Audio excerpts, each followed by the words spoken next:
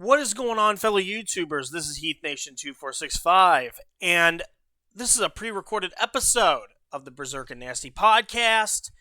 Normally I would do these things live, but because something came up yesterday, I didn't get the chance to go live with the podcast, and it just wouldn't make sense, given that I'm going to be streaming a game right after I do this, to have two birds in one stone. So I just figured, why not do a separate thing? And on top of that, there's barely any news outside of sports anyways.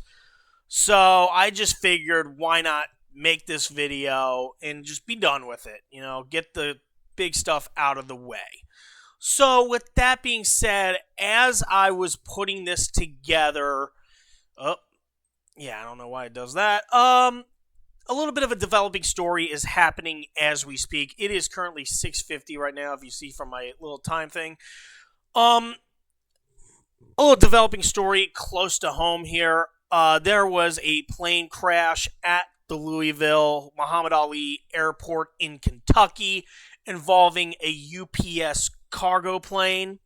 Here you see the footage. We'll go big on this. Yeah, this is just wow.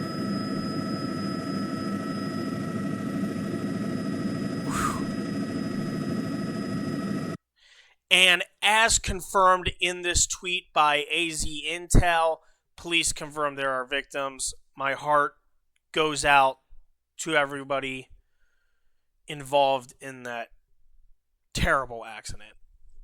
Again, this is just coming up as I'm doing this recording.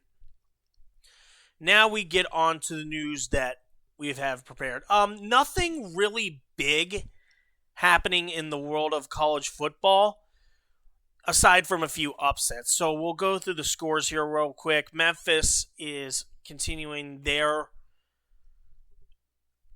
run to potentially get into the college playoff. They're calling their shot, so to speak. Also, by the way, as I said, I'm recording this about an hour and a half from now. We're going to get our first college playoff rankings, or they may have happened depending on what time I upload this video. So be on the lookout for that. Ohio State and Indiana get dominant victories. Georgia wins a close one against Florida.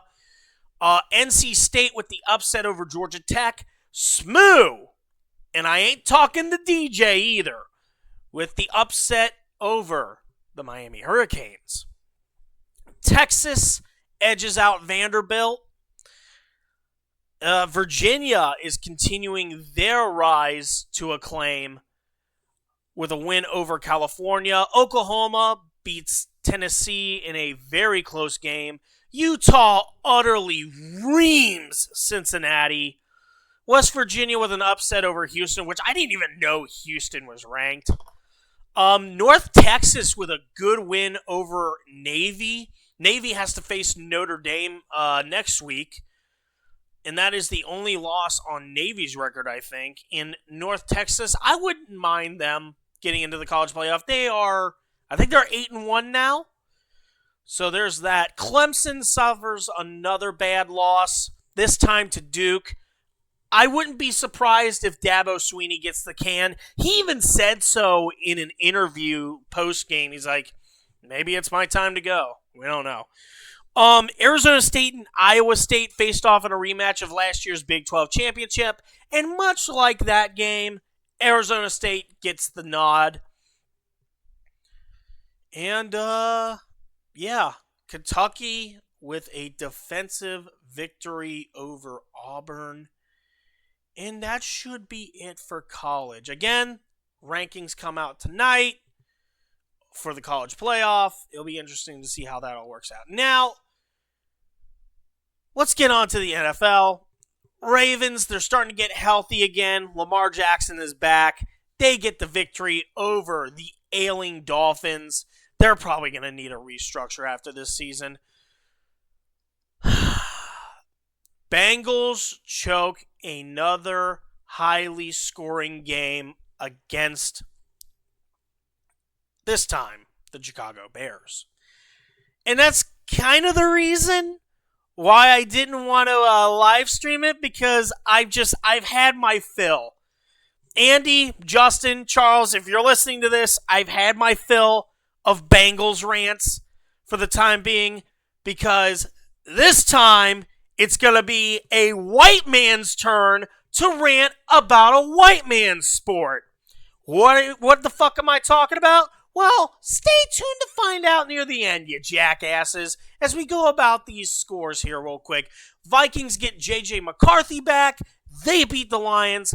Panthers are 5-4 after beating the Packers on a game-winning field goal. Other key takeaways: Patriots beat the Falcons. Steelers defeat the Colts in a close game. By the way, side note, Sauce Gardner got traded to the Colts for 2 first-round draft picks. That will probably boosten up their defense a lot, as you can see right here. Sauce Gardner traded to the Colts. What does this deal mean? Whatever. Jaguars win in overtime with Pete Carroll trying to go for 2 points in overtime, which I don't really have an issue with that decision. It sounded like a good decision. Just the execution was shit. The Bills get another regular season win over the Chiefs in the epic rivalry between Patrick Mahomes and Josh Allen. Yeah, let's hope that translates to the playoffs. You know, beating them in the regular season is one thing. Can you actually beat them where it matters? We're going to come back to this game momentarily. Seahawks, not Seahawks. No, this is a different bird. Cardinals beat the Cowboys, which is great, I guess. But let's talk about this game. Let's talk Seahawks and Redskins. Because there was a little bit of controversy. And a very gruesome controversy at that. So, Seahawks, of course, win. They're up 31-7. There's no possible chance of them winning at this point, but they kept Jaden Daniels out on the field. The Redskins did. And it results in this. Graphic warning ahead. This is going to get ugly here. Let's take a look. Oh! Yeah, your arm, it's not supposed to be bending in that direction. All right? So yeah, Jaden Daniels is out and potentially might be out for the rest of the season. So there's that. Now we move on to the World Series. The World Series was pretty fun, all things considered. Both teams had their own stories going into each game, which was great, honestly. Game 1, Game 2, Game 3, Game 4, what have you, had different stories, had different scenarios. A nice little grab bag of sorts. And it culminates in Game 7. Max Scherzer pitching for the Blue Jays, going up against Shohei Ohtani pitching for the Dodgers. We start off here with Bo Bichette, a guy who's full of Bichette, hitting this bomb for 3 runs.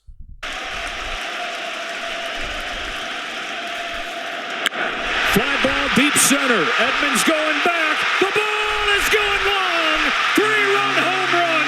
Bo Bichette. After this home run, it basically became a back and forth battle, inning by inning, with the Dodgers slowly trying to climb that ladder and the Blue Jays trying to do everything they can to hold on and win their first World Series since 1993. This all culminates in the bottom of the ninth. 4 strikes remaining, or so the Blue Jays in the whole city of Toronto thought. Payoff. Drilled to left field and deep and gone!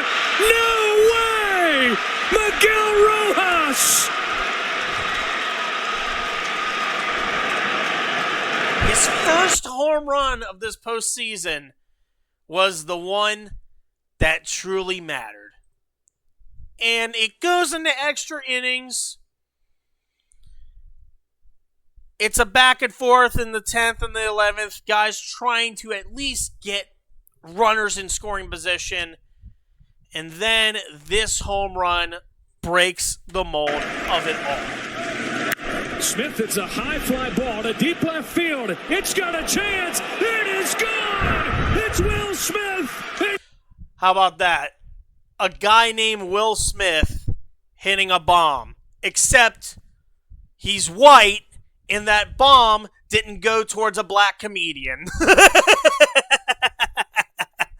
But all jokes aside, this would secure the deal for the Dodgers. They get the necessary outs to win back-to-back World Series. Now, there's been a massive freak-out these past few weeks, or days, actually. Sorry, I'm just, I'm not the best when it comes to recording. But bear with me. There's been a lot of talk coming alongside the Dodgers' success of bringing a salary cap into the MLB. And there have been arguments left and right. Do we do it? Do we not do it?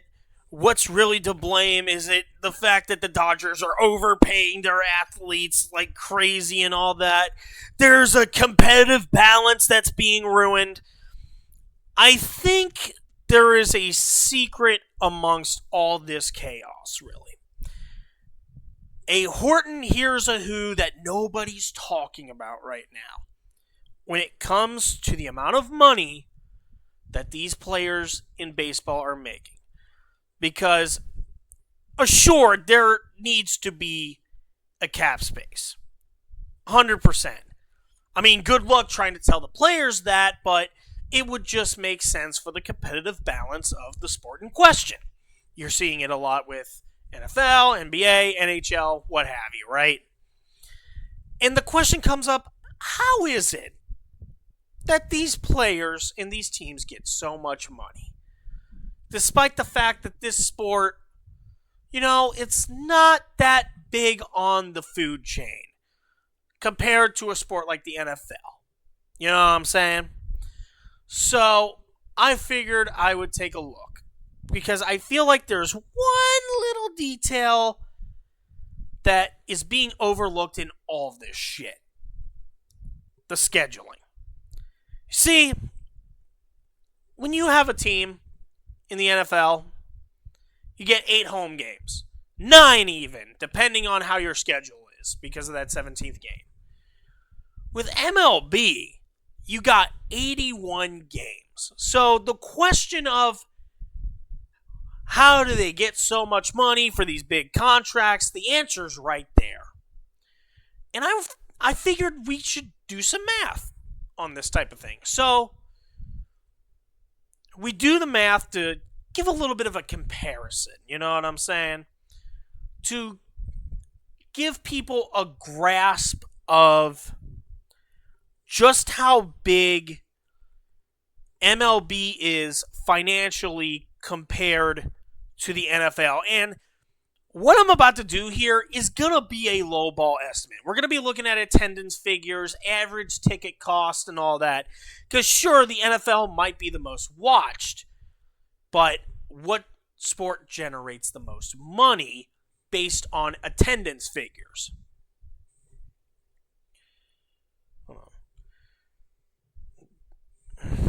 Alright, so with that being said, let me go over here. I'm going to put up this right here real quick while I pull up a notepad. Don't want to pull up the wrong thing. Next thing you know, it's like, oh shit, let's get a docs going. Here we go. Get up a notepad. Oh shit.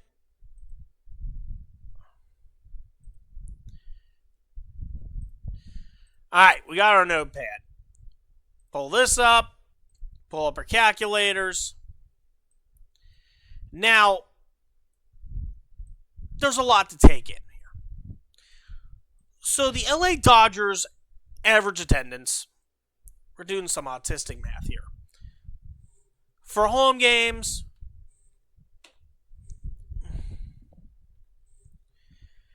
and then times that by 81. Again, these numbers, yeah, you see the numbers kind of off here. It says 416 right here, but it says 470 over here. So, let's hold on to this number real quick. Now, average cost of the LA Dodgers tickets is projected to be around $295, but the March 2025 median was $177. So, I'm going to be super generous here. We'll say about 170. Let's take a look. Oop.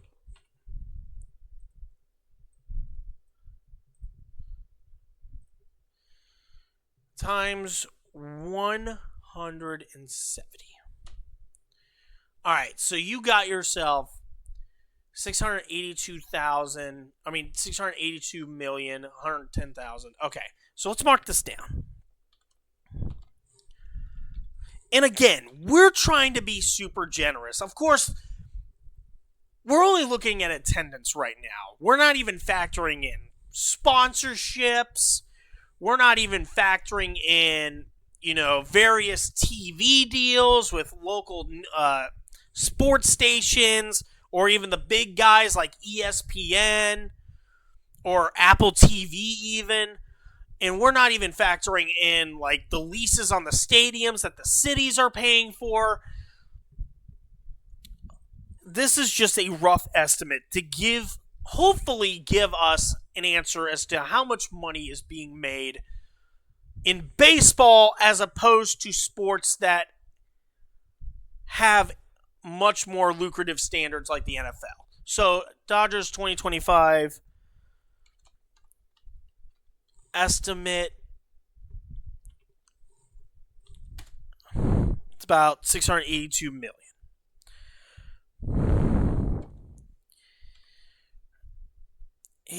We'll make it 82.1. Now, compare this to another team in LA, the Rams.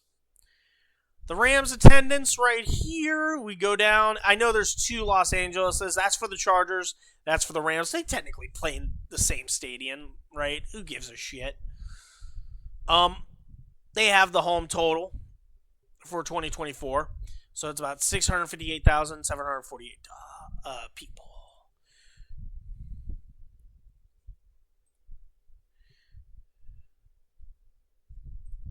Actually, we'll just do it. We'll do the average. 194 times 9, because they had 9 home games.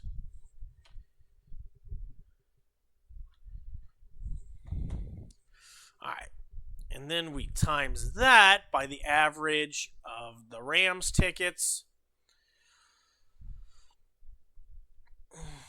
Average resale price was about $320. Average price for playoff is about $314. So let's be generous and go $300 right here. And again, we're just lowballing here because we want to make sure we get averages right. So times 300. Look at that fucking difference right there. 197,623,800. So, and keep in mind, to take away any bias, right? The Rams were in the playoffs last year. So, that should eliminate any bias because of the fact of the teams being dominant to an extent. And I get that LA works a lot differently. The taxes and the gas prices, all that inflation goes through the roof over there. But the resolve is still the same. So, LA Rams 2024 estimate is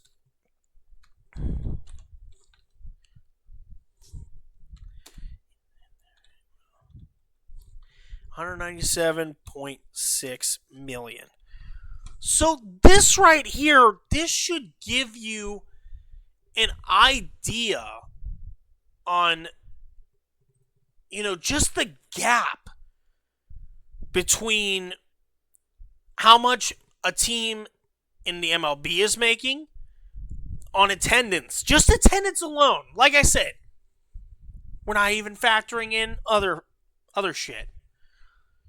But just this alone, three times actually, more than the NFL team.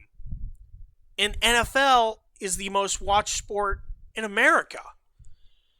It really reveals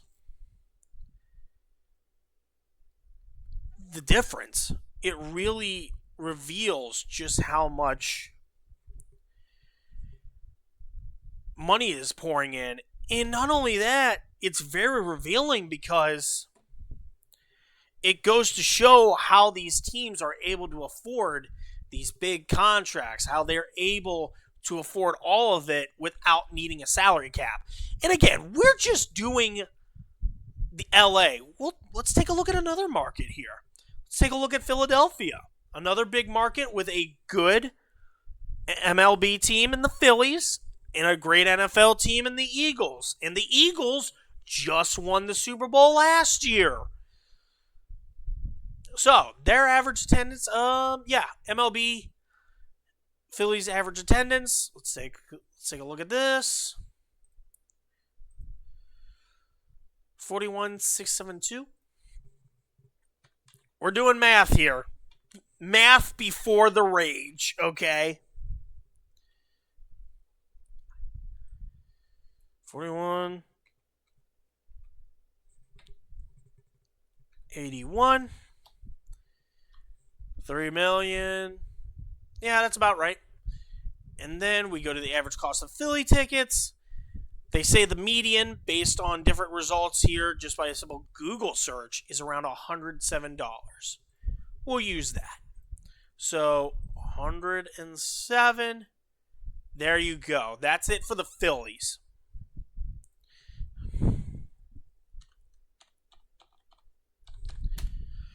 And like I said, 2024 and 2025 are different because MLB season just ended and the NFL season is halfway through. So, in case anybody's wondering why I'm doing it like that.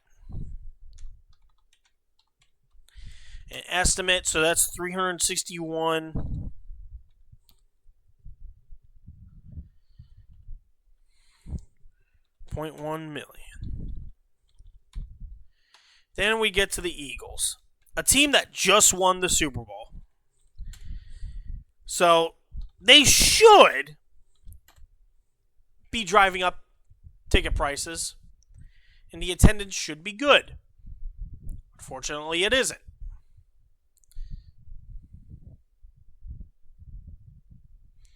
So, Philadelphia, we're going to go right here. 69.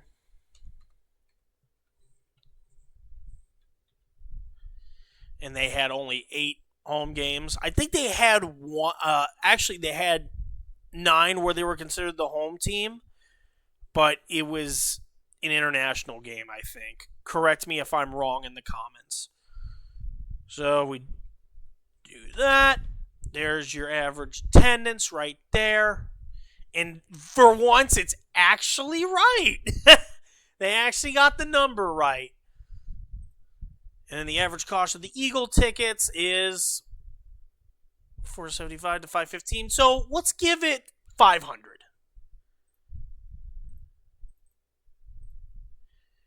So $279.5 million.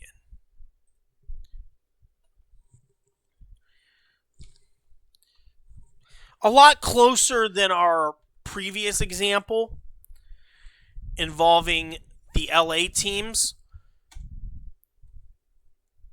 And it's not like the Phillies don't have star power. They had Schwarber, they had Bryce Harper. That just, it, and like I said, I've said this hundreds of times already. This ain't going to be truly accurate because I'm leaving a bunch of stuff out. But it gives you an idea of what we're dealing with and how much money is truly being funneled into the MLB. It's a lot closer than you think. So here you go. You got almost 1 million more than the Eagles. An Eagles team that just won the Super Bowl, mind you. But yeah, I don't know how you go about this. I really don't know how you go about the idea of having a salary cap, especially with all that money. Like, I think it should be instituted because there's going to be repercussions when it comes to the cities, right? You know, having to raise taxes to be able to pay off for the extravagant expenditures that the league has to offer without a salary cap.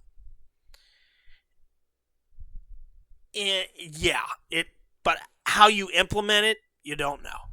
Now, all right. You ready to hear a white man rage? We've heard enough people ranting about the Bengals on this podcast. It's time for me to do some fucking karate, and it's to a sport that we've barely talked about since the pilot episode. Episode 0 of Berserk and Nasty podcast. Let's set the scene here. It's the NASCAR Championship. You got your 4 drivers right here. Denny Hamlin, William Byron, Chase Briscoe, Kyle Larson. Denny Hamlin had been dominant, absolutely dominating this race. I think he had the most laps led out of anybody. Slipped back a little bit during the middle of the stages because he was in a constant battle with William Byron. But anytime there would be a caution, he would just go bam right to the restart and get a massive lead on everybody who was struggling with tire difficulties the whole day, right? And then this happened. So I'm going to turn the volume off here. Denny Hamlin, 4 laps to go, right? All of a sudden, we get ourselves a caution. We get ourselves a caution because William Byron here blows a tire. He's practically out at this point. So the man that has been giving Hamlin the most headaches is out. So the championship is there if Hamlin wants it. There's a problem, though. You know, remember when I said that William Byron just shredded a tire? Tires were an absolute bitch to deal with the whole race. Everyone in their grandma was having a tire issue in this race because it's Phoenix, right? You understand how the desert works. Super hot when the sun's out. But when the sun starts going down, it starts to get a bit freezing. And it's going to wear on the tires, especially in this situation. So I need to be able to set the scene here. It's 2 laps to go. Hamlin's been great on restarts. And everybody has already changed their tires on the previous 2 cautions that were close to all of this. Everybody else opts to take 2 tires. Chase Briscoe, Kyle Larson. What does Denny Hamlin do? Ideally, you would think that Denny Hamlin would take 2 tires. His crew chief would be like, all right, we're just going to take 2. We're going to be ahead of everybody, and that's their fucking problem in the back. Let's get this championship, right? Let's get your first championship, Denny.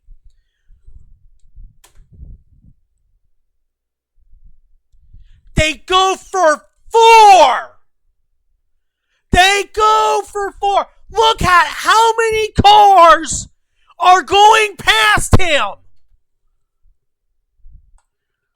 And now, instead of just being up here with these guys, he's all the way in 10th.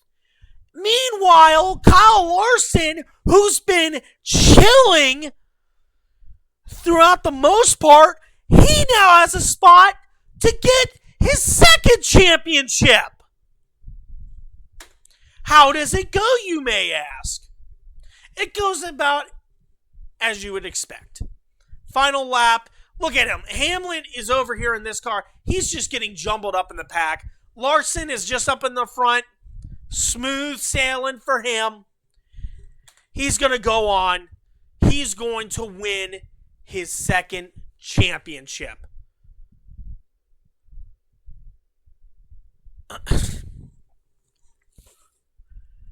I'm at a loss for fucking, I can't speak.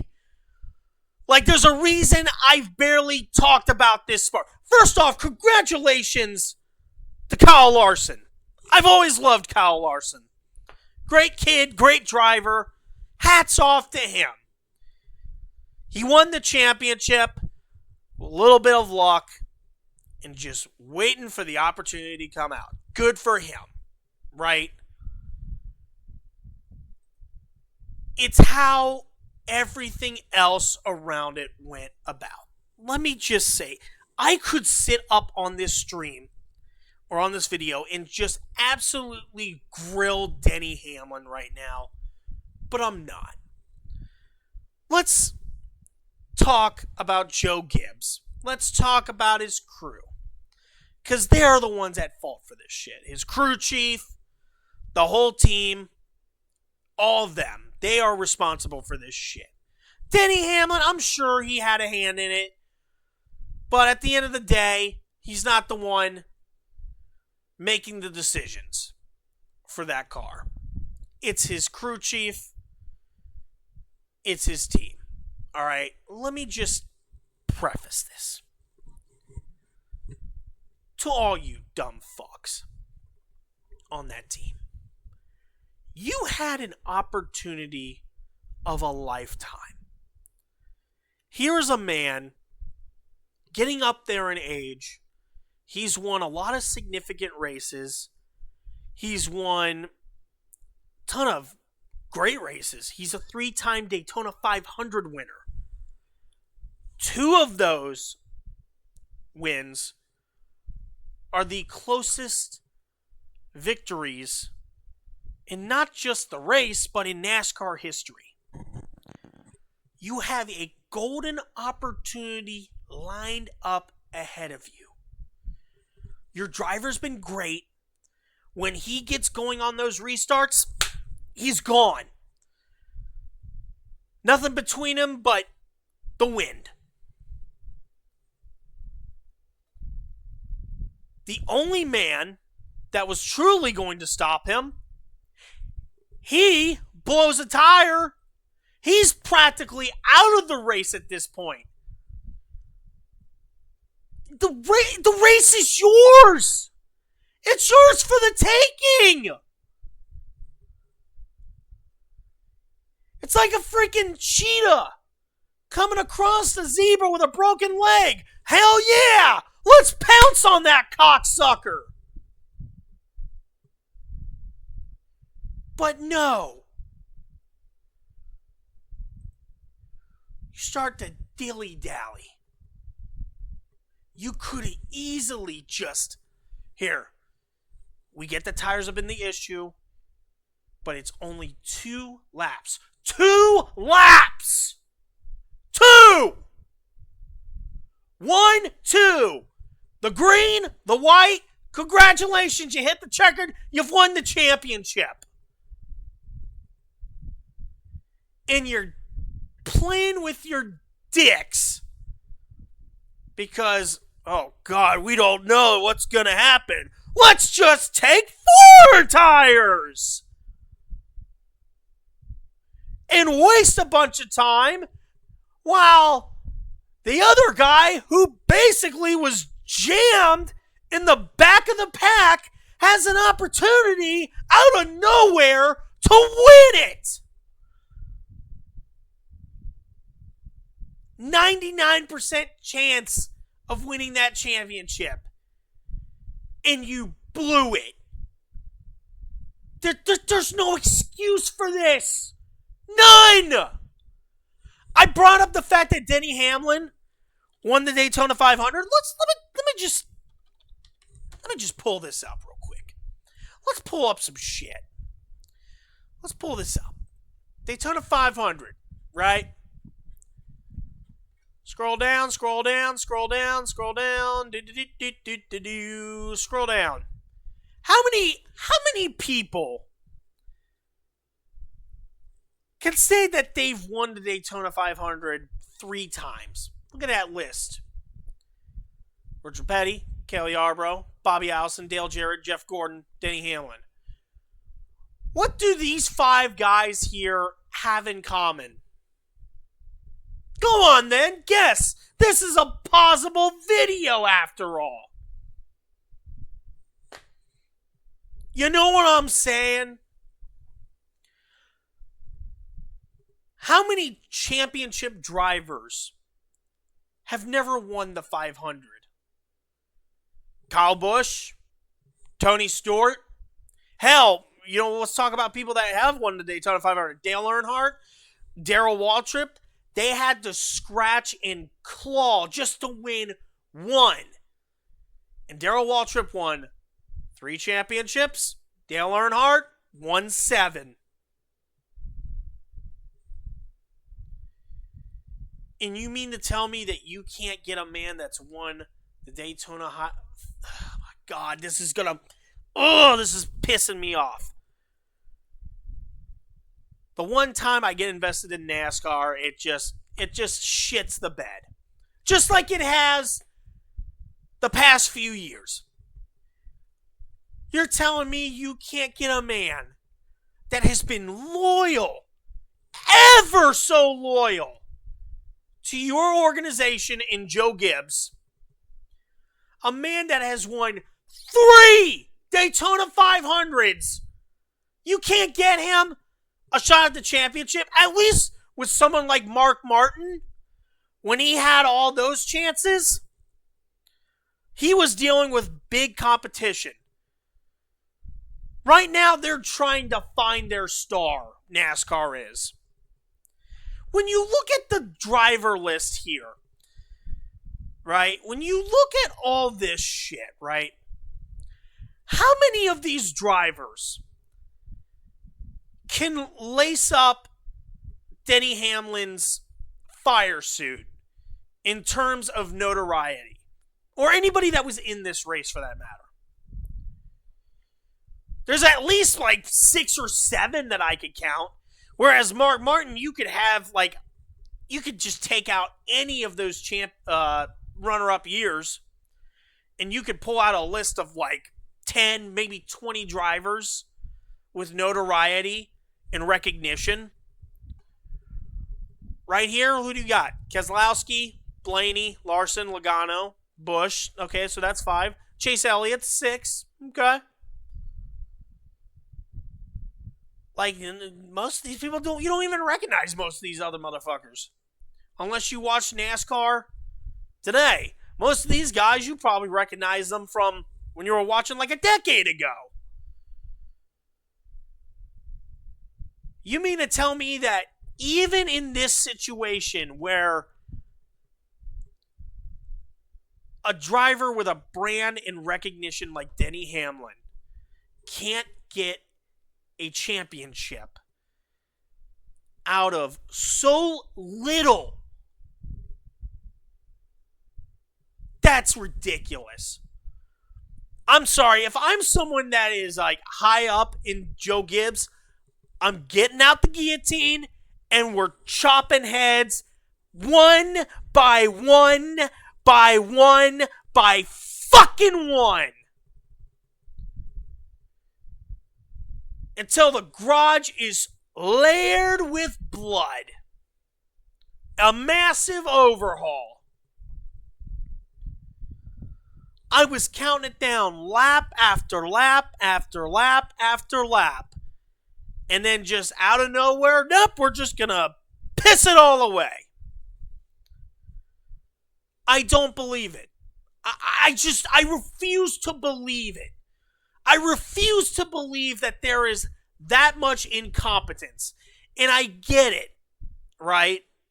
The pack wasn't going to help. But you could at least put yourself in a position where you can just coast up in the front while everybody else is sorting out the bullshit in the back. Hamlin could have been up here. He could have been like right there where Blaney's at. And have everybody else eating his shorts in the back while he goes to a championship. And you pissed it away. And I don't understand why. I haven't even watched a NASCAR race since, like, fully since the 500. I've tuned in from time to time just to see what the fuck is up. I've had guys like Iceman and Mad Blade. They're probably going to be leaving comments on this video right now as I'm talking. I've gotten those updates.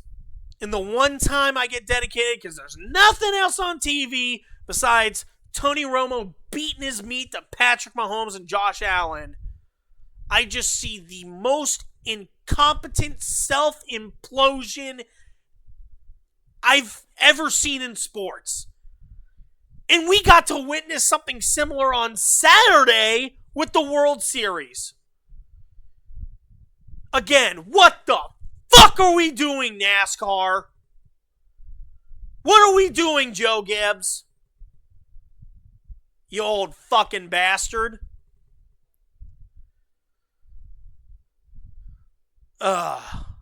Again, congrats to Kyle Larson. 2-time champion. Good for him. And just given... Yeah, I just thought of this too. Just imagine Denny Hamlin's position, right? The fans, they already fucking hate him because of the Daytona 500 years ago when Ryan Newman had that horrific wreck. They hated him because of Ross Chastain, his little rivalry with him. Just all of these little things, right? And the one time where we actually, the biggest, the Hamlin haters, right? I'm sorry if I'm stuttering, but this is just, his dad was diagnosed with cancer. He's got this lawsuit against this very organization, which we covered on episode 0, the pilot episode of the Berserk and Nasty podcast. Him and Michael Jordan suing NASCAR because of the predatory BS that they are doing to try to get more money funneled into their organization at the expense of their drivers. You got NASCAR fans lightening up on him. Even the biggest haters. I've seen it in the comment section. His biggest haters were just sitting there like, what the hell? What the hell is this? You got a lot to answer for, Gibbs. That's all I gotta say. And I would blame Hamlin and all that, but he's not the one that's asking to have his tires changed. He's not the one giving the commands at the pit box. Ridiculous. Just fucking stupid, incompetent schlock and crap that I witnessed. But other than that, I'm going to get ready to stream now. I'm going to upload this video afterwards. If you guys enjoyed this and would like to see more, make sure you subscribe with notifications on. Don't forget to leave a like, leave a comment, share it with your friends and family. And that's all I gotta say. I hope he wins a championship next season. Because if this same bullshit's pulled again, then I don't know what to tell you.